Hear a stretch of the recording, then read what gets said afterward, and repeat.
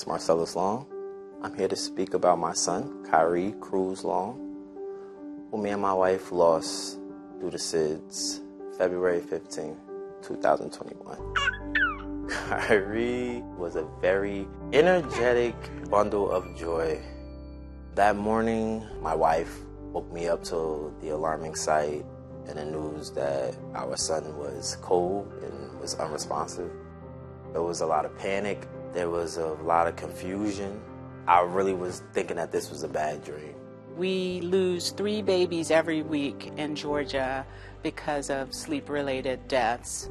Babies who are African American are about 2 times more likely to die from sleep-related deaths than white babies. And we think that's related to socioeconomics, access to health care, cultural practices and expectations that have been handed down. Me being a father of 5, I have never heard the conversation of SIDS. I have never heard an educator or anybody come and talk about the preventions, the proper way to lay a child down.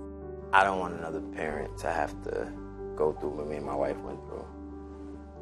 And I don't want to have to hear about a child being lost.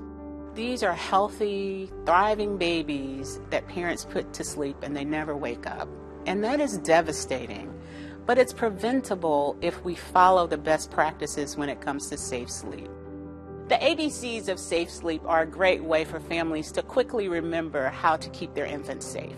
So the A stands for alone. The baby should sleep alone in their own bed or crib, without any brothers or sisters, including twins or triplets, and they shouldn't be on an adult bed or sharing a bed with a parent.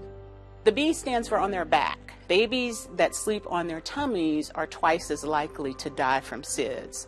And finally, they should be in a clear crib, a crib that doesn't have any stuffed animals, any blankets, just a fitted sheet and the baby.